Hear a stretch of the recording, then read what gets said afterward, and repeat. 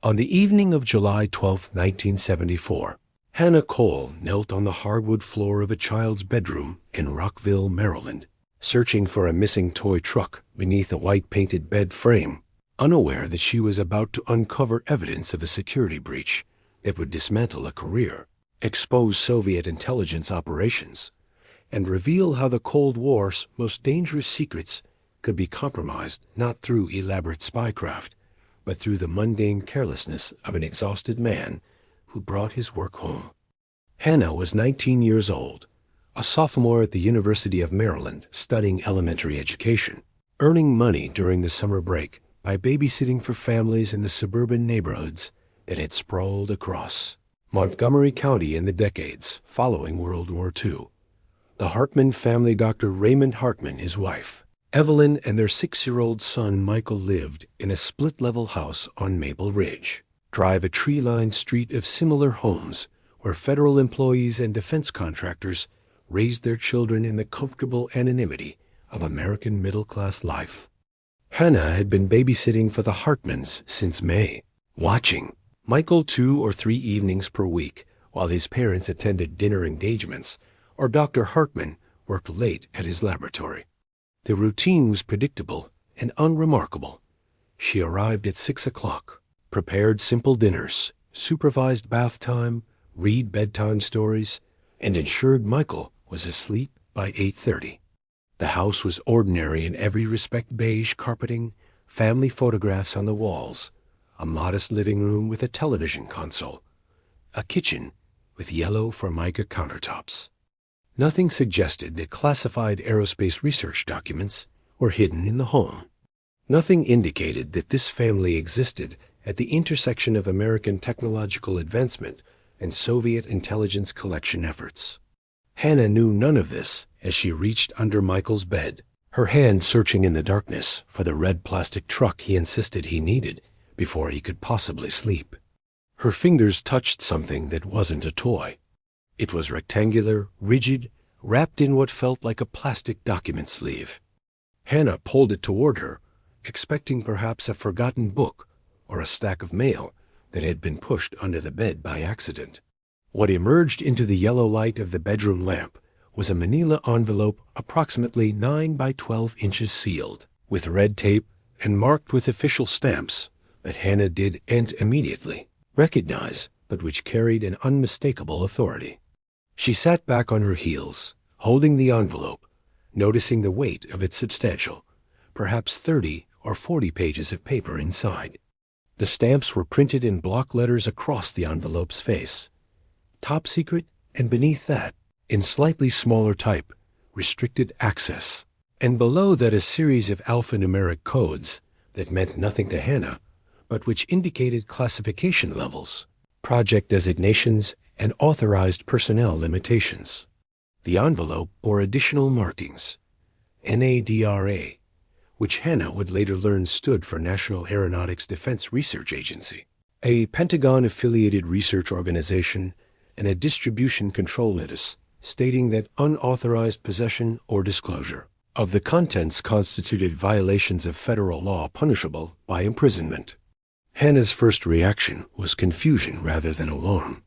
She assumed this was some kind of work document that Dr. Hartman had accidentally brought home, perhaps something he had meant to return to his office, something that had fallen from a briefcase or been misplaced in the ordinary chaos of family life. But even as she rationalized, she felt the cold weight of recognition that documents marked with these kinds of official warnings didn't accidentally end up under children as beds, that the presence of this envelope in this location violated every protocol of classified information handling, that she was now holding something she absolutely should not possess. She set the envelope on Michael's bed and stared at it, uncertain what to do next. The classification stamps seemed to pulse with implied threat. The child continued playing with his remaining trucks on the floor beside her, oblivious to what his babysitter had discovered. Hannah made a decision that would later be characterized by FBI investigators as displaying remarkable judgment under circumstances where most 19-year-old college students would have either ignored the discovery or handled it in ways that could have compromised the investigation. She did not open the envelope. She did not examine its contents.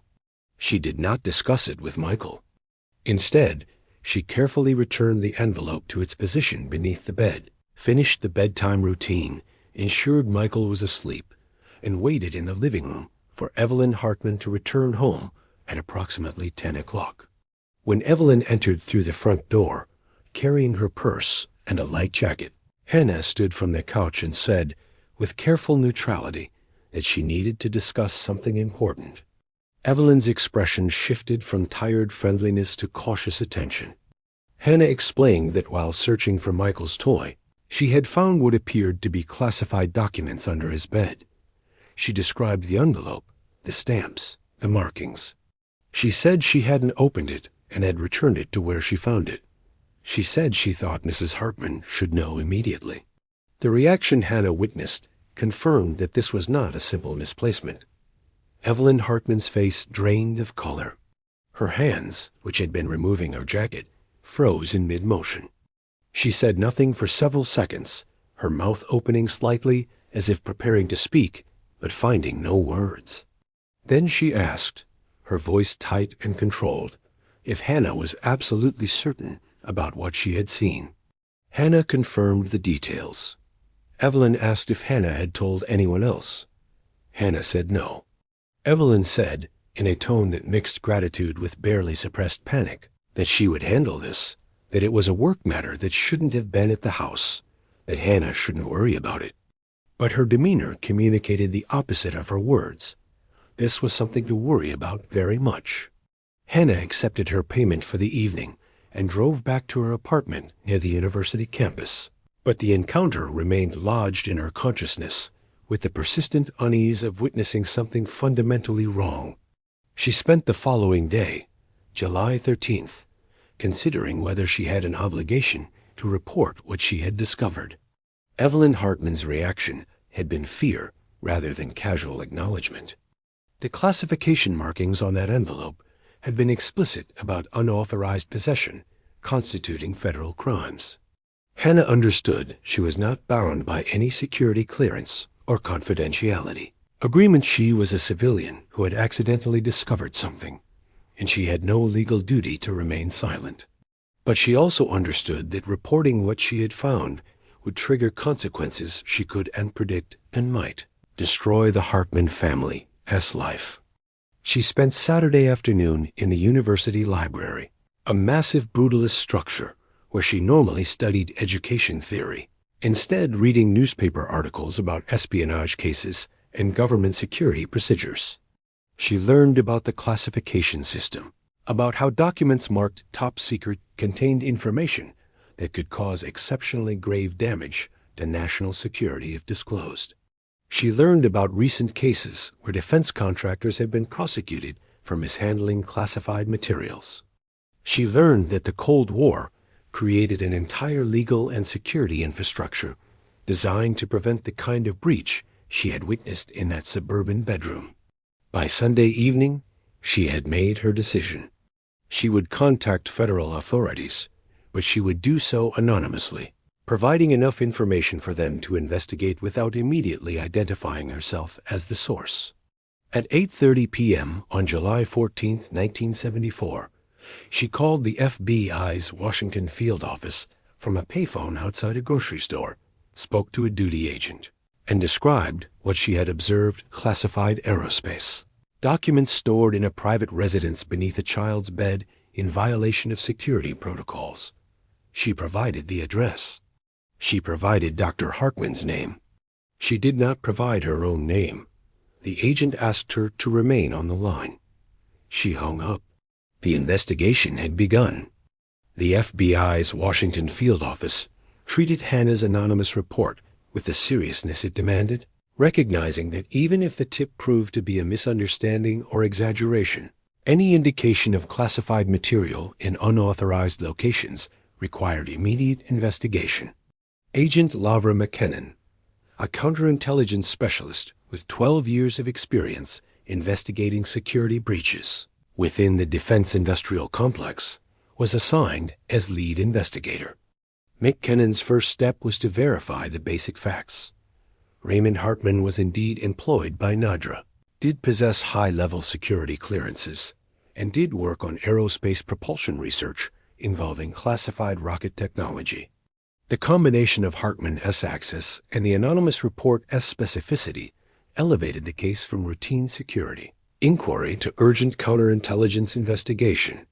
McKinnon understood that there were multiple possible scenarios, ranging from innocent procedural violation, a harried engineer who had accidentally taken work home and forgotten about it, to deliberate espionage involving the systematic removal, classified information for transfer to foreign intelligence services. The investigation required careful calibration, moving quickly enough to prevent further security breaches while proceeding slowly enough to understand the full scope of what was occurring. McKinnon's team implemented what FBI protocols designated as zero-notice home surround surveillance positioning agents in unmarked vehicles along Maple Ridge Drive and adjacent streets, documenting everyone who entered or exited the Hartman residence, monitoring Dr. Hartman's movements between home and workplace, establishing the pattern of his daily routine without alerting him to federal attention. The surveillance began on July 16th and revealed a man whose behavior suggested stress rather than tradecraft. Hartman left for work at inconsistent times, sometimes as early as 6:30 a.m., sometimes not until 9 or 10 o'clock. He returned home late most evenings, often after 8 p.m., carrying a leather briefcase that appeared heavy with contents. His weekends involved minimal social activity, occasional trips to grocery stores, infrequent visits to neighbors, long hours spent inside the house. Nothing in his observable behavior suggested the careful security consciousness of someone engaged in espionage, but neither did it suggest someone following proper protocols for handling classified information. The FBI's next step required authorization from NADRA's Security Office and from Justice Department officials overseeing counterintelligence operations. On July 22nd, McKinnon's team executed a carefully choreographed intervention. At 8:30 a.m., while Dr. Hartman was at work, and Evelyn Hartman was scheduled to be at her own job as an administrative assistant at a different government facility, FBI agents approached the Rockville house with a federal search warrant. They were accompanied by a NADRA security officer carrying documentation authorizing the recovery of any classified materials found in unauthorized locations. What they discovered exceeded the scope of the anonymous tip. The envelope beneath Michael S. bed was exactly where Hannah had described, a manila packet containing 42 pages of classified aerospace schematics, specifically propulsion system diagrams for a liquid fuel rocket engine being developed for satellite launch applications. The documents were stamped top secret, restricted access, and bore project designations, indicating they were part of ongoing research into reusable booster technology, a field where American capabilities significantly exceeded Soviet achievements, and where any intelligence leakage could eliminate that strategic advantage. But the bedroom was not the only location where classified material was stored. Agents found additional documents in Dr. Hartman's home office, a converted bedroom on the second floor where he maintained a desk, filing cabinets, and technical reference books. Inside the filing cabinets were 16 separate folders containing classified research papers, test data, engineering calculations, and correspondence related to propulsion efficiency studies, orbital maneuvering systems, and fuel mixture optimization. Some documents dated back months, suggesting this was not a recent lapse, but a sustained pattern of removing classified materials from secure facilities and storing them in a suburban home where a 6-year-old child played, and where a teenage babysitter could accidentally discover evidence of systematic security violations. The search also revealed something more troubling: correspondence between Dr. Hartman and an individual identified as Oleg Kirov, described in the letters as an international engineering consultant interested in propulsion theory. The letters were innocuous on their surface discussions of technical concepts, invitations to dinner, expressions of professional admiration, but their existence raised immediate counterintelligence concerns. Any contact between a cleared American aerospace engineer and a foreign national, particularly one from the Soviet Union or Soviet-aligned nations, required reporting through security channels. There was no evidence Hartman had reported these contacts. There was no evidence he had sought approval for these communications. The presence of these letters, alongside classified documents, transformed the case from security negligence into potential espionage. The FBI's investigation now expanded to answer a critical question. Was Raymond Hartman a careless engineer who had violated document security procedures through negligence? Or was he a compromised asset, actively providing classified information to Soviet intelligence services? The distinction mattered immensely for charging decisions, for sentencing considerations, and for assessing the damage to national security. Mick Kennan's team began the painstaking process of document chain reconstruction, examining every classified file Hartman had accessed during the previous 90 days, cross-referencing against NADRA's internal logging systems that tracked when personnel entered secure reading rooms and which specific documents they reviewed. The audit revealed disturbing patterns. Hartman had accessed materials far beyond his immediate project requirements, requesting files related to Soviet propulsion capabilities. Comparative analyses of American versus Soviet rocket technology and intelligence assessments of where Soviet aerospace programs were, attempting to close performance gaps with American systems. This pattern suggested either an academic curiosity about the strategic context of his work or a deliberate attempt to gather information that would be valuable to foreign intelligence services. Additionally, copy machine logs from NADRA's secure facilities showed that Hartman had made photocopies during late evening hours when fewer personnel were present, creating opportunities to reproduce classified documents without immediate oversight. These copies, McKinnon reasoned, either existed somewhere undiscovered or had already been transferred to recipients the FBI had not yet identified. The investigation required determining which scenario was accurate, and that determination required understanding who Oleg Kirov actually was. The name Oleg Kirov appeared in multiple FBI and CIA databases as a Soviet national operating under diplomatic cover as a cultural attaché assigned to the Soviet embassy in Washington.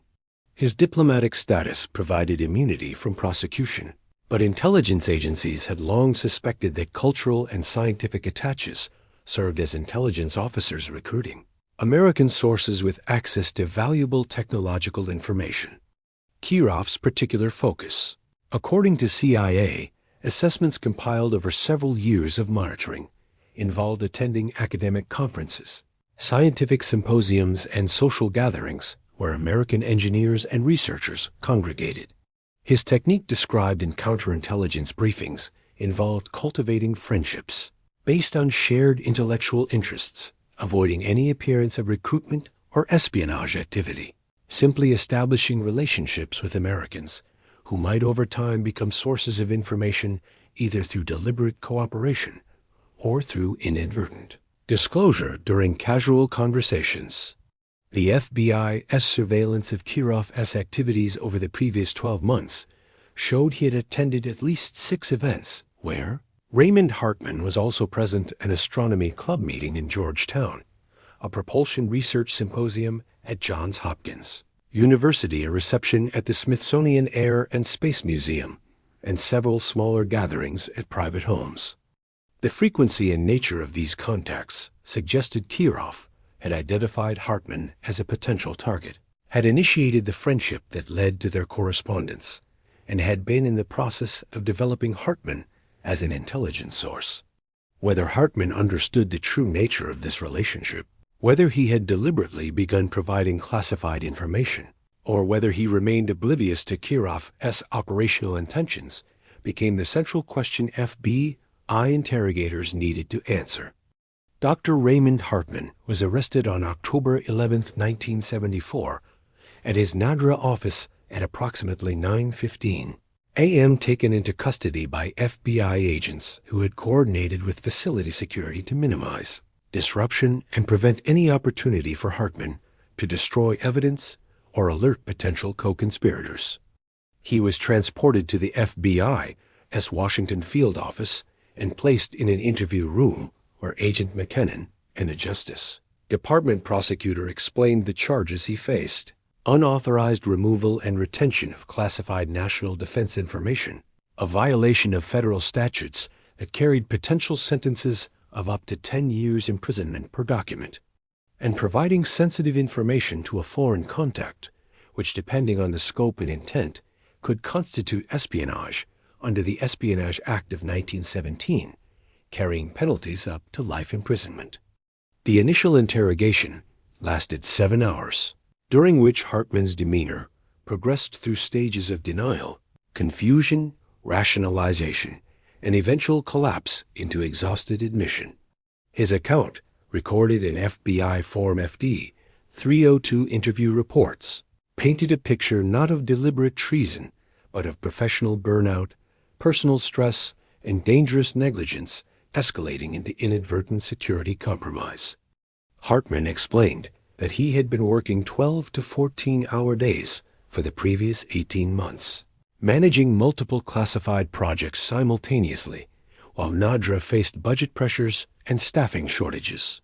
He brought documents home, he admitted, because he couldn't complete his work within the time available at the secure facility, because the classified reading rooms closed at 7 p.m., and he needed additional hours to review technical data and prepare reports. He knew this violated security protocols. He knew the risks. But he rationalized that he was careful, that he kept the documents secured in his home office, that he never showed them to anyone or discussed classified details with unauthorized individuals. The envelope beneath his son's bed, he claimed, had fallen from his briefcase during a weekend when he was reviewing propulsion data, had somehow been kicked under the furniture by Michael during play, and had been forgotten until FBI agents discovered it months later. His account of the relationship with Oleg Kirov was more complex and more damaging.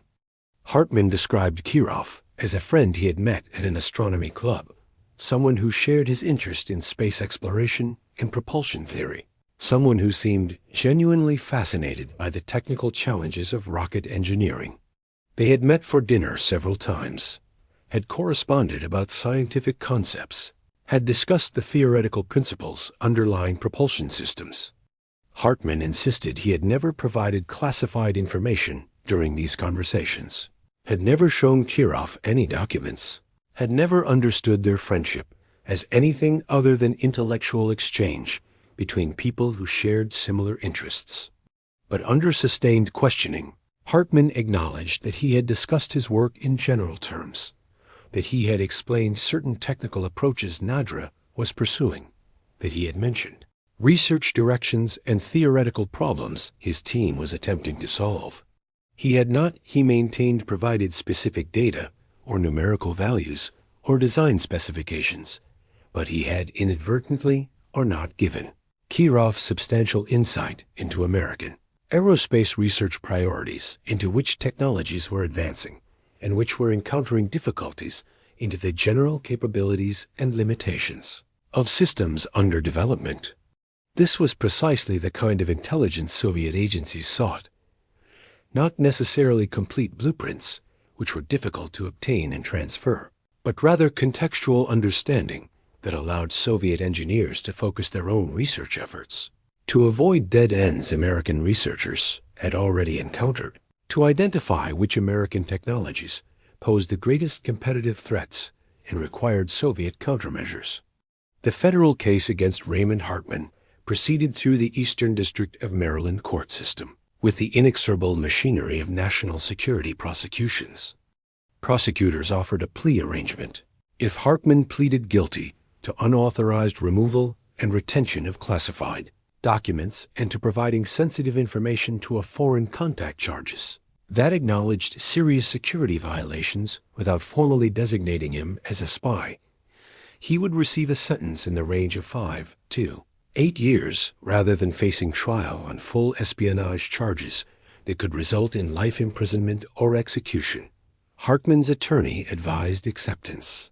Hartman, facing the destruction of his career, his reputation, and potentially decades of his life, agreed.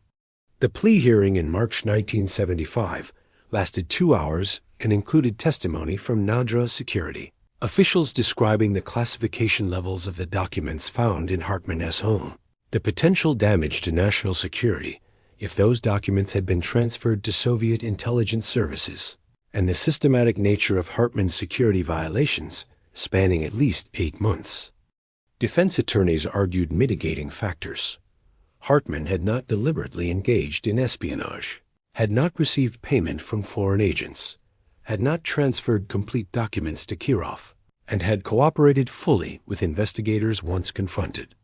The prosecution countered that negligence at this scale, particularly involving an individual with Hartman's clearance level and technical knowledge, constituted a profound betrayal of the trust required for access to classified information, and that regardless of intent. The consequences of his actions could have significantly compromised American technological advantages in aerospace systems critical to nuclear deterrence and strategic defense. The judge, acknowledging both the seriousness of the violations and the absence of evidence suggesting deliberate treasonous intent, sentenced Raymond Hartman to 6 years in federal prison. He was remanded to custody immediately following sentencing. His security clearances were permanently revoked.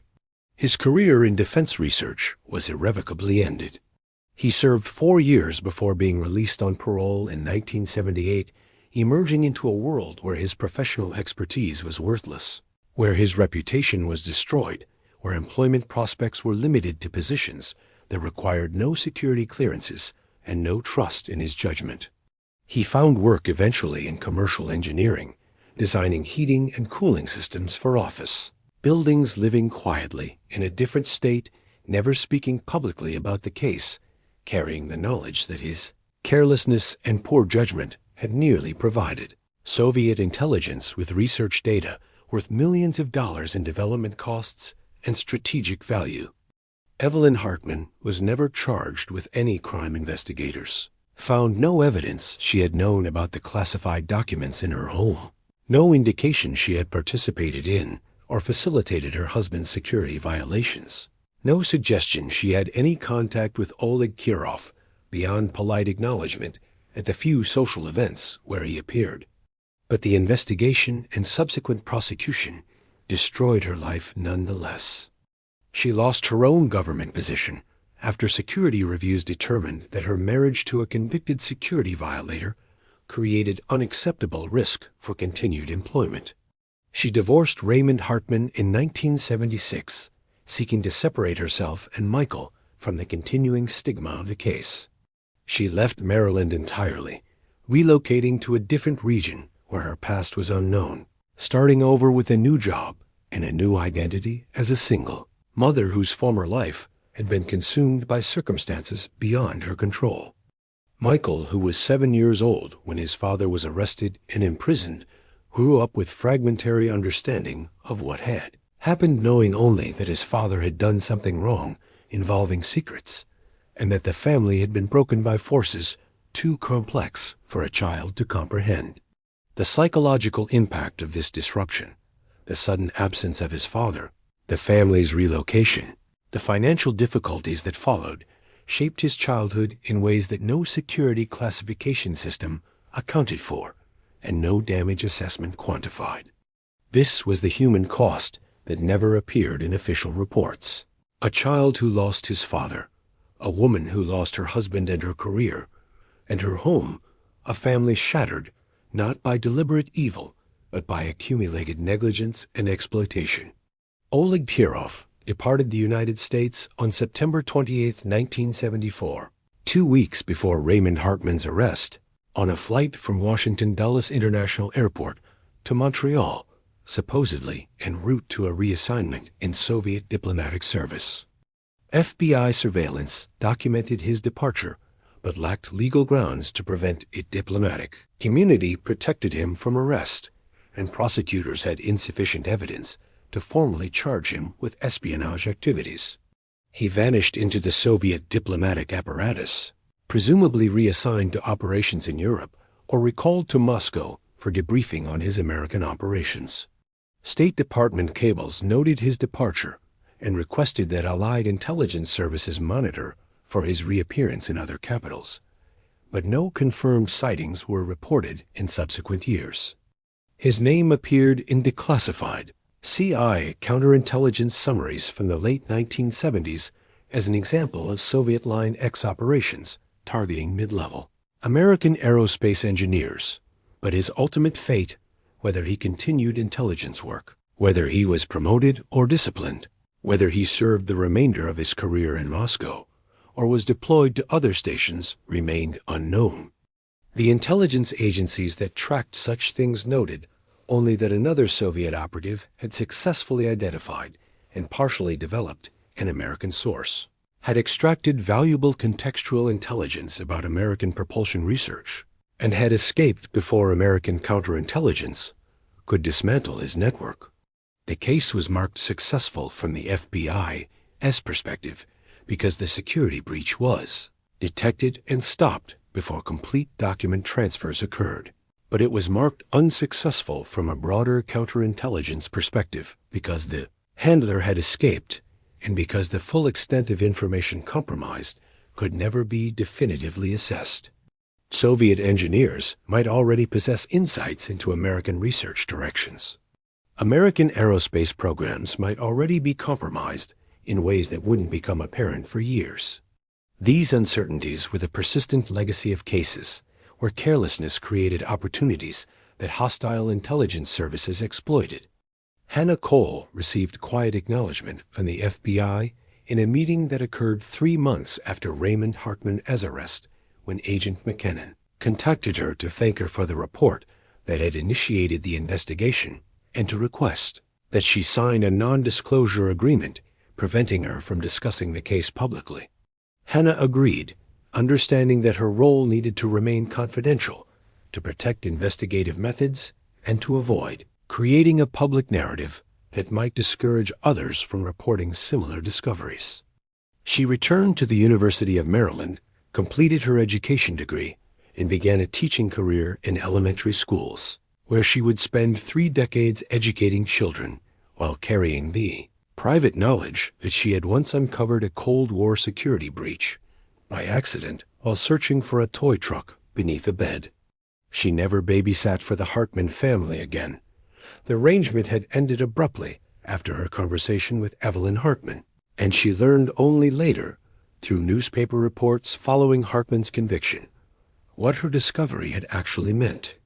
She wondered occasionally whether she had destroyed a family by making that anonymous phone call, whether the consequences were proportionate to the breach, whether Raymond Hartman had truly been a threat to national security, or simply an exhausted engineer who made terrible decisions under pressure.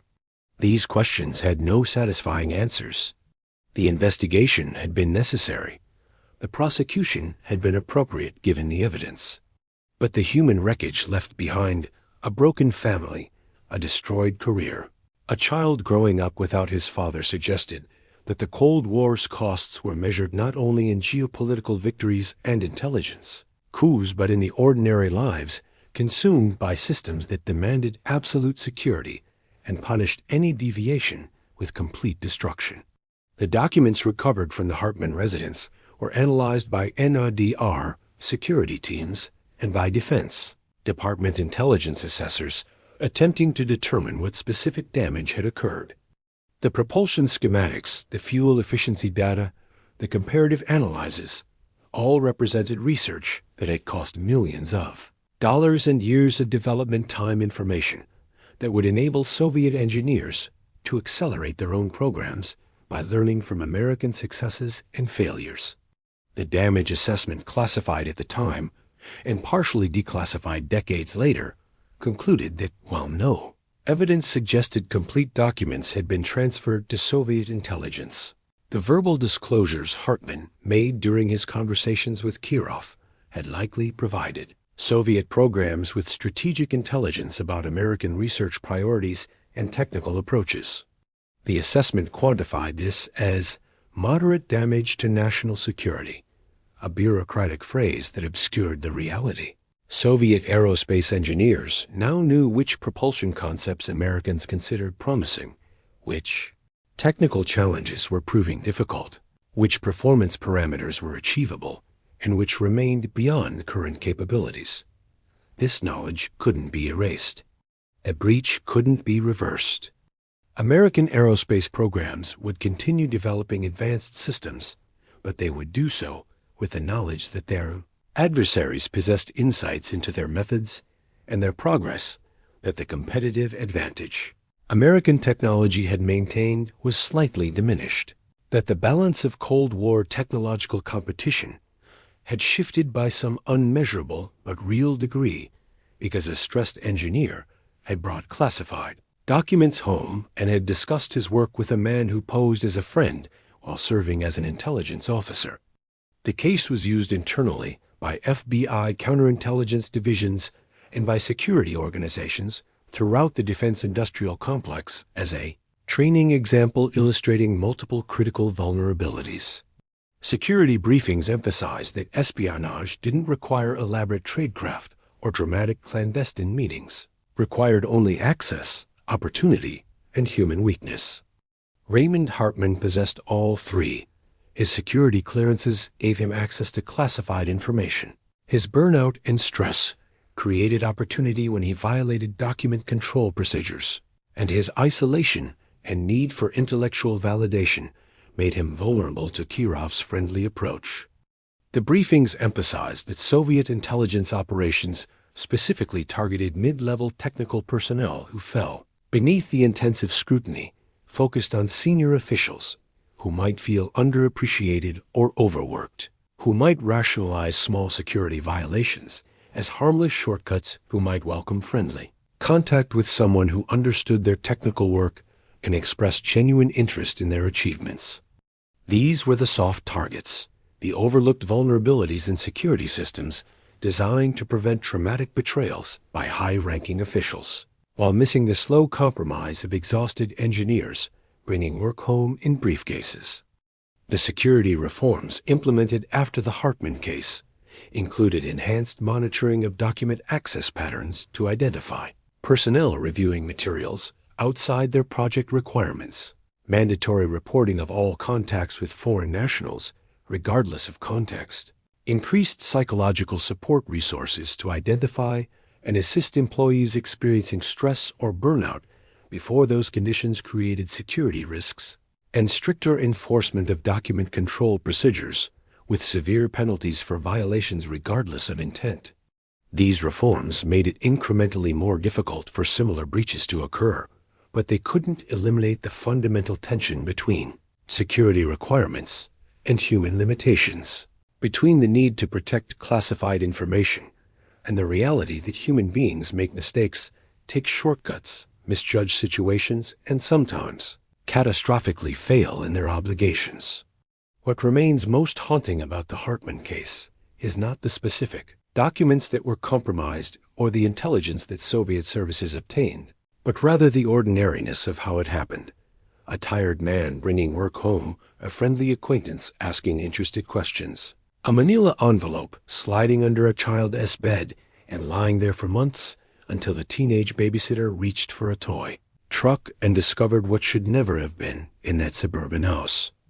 The Cold War created a security state where millions of Americans possessed clearances and access to classified information, where vast quantities of secret documents existed in government facilities and defense contractor offices, where the volume of classified material was so enormous that perfect security was impossible and human error inevitable. The system depended on people following procedures, on engineers leaving their work at the office, no matter how many hours they needed to complete assignments on cleared personnel, reporting every contact with foreign nationals, even when those contacts seemed innocuous on absolute compliance with rules designed to prevent the thousands of small breaches that collectively constituted strategic intelligence losses. Raymond Hartman failed that system. Whether through negligence or deliberate compromise remained debated even after his conviction, and his failure extracted the maximum penalty the system could impose short of execution: his freedom, his career, his family, his reputation, everything that defined his life before that arrest. The question that lingered unstated in official documents, but implicit in the human aftermath, was whether the system's requirements were sustainable, whether ordinary people could actually maintain perfect security vigilance indefinitely, whether the Cold War's demands for absolute secrecy were compatible with human nature as tendencies toward shortcuts, and mistakes and misjudgments that in other contexts would be forgivable, but in the classified world became federal crimes. The Cold War ended eventually with the Soviet Union's collapse and the opening of archives that revealed decades of intelligence operations. But the Hartman case remained largely forgotten, except in security training materials and declassified case files reviewed by historians examining this bureaucratic machinery of Cold War counterintelligence. Hannah Cole, if she thought about it in later years, might have reflected on the accident of that July evening, how a misplaced toy led to a security investigation, how a moment of curiosity and subsequent decision to report what she found triggered consequences that rippled through multiple lives, and that contributed in some small, unmeasurable way to the vast intelligence contest that defined the second half of the 20th century. She was an ordinary person who had observed something wrong and had acted on that observation, participating in the Cold War, not through deliberate choice, but through circumstance, becoming part of the secret history that existed beneath the surface of ordinary American suburban life, where classified documents hid under children as beds, and Soviet intelligence officers posed as friendly engineers. And the line between security and compromise was crossed in conversations over dinner, where nothing explicitly classified was said, but where intelligence was transferred nonetheless through the accumulated details that painted pictures more valuable than any single document could provide.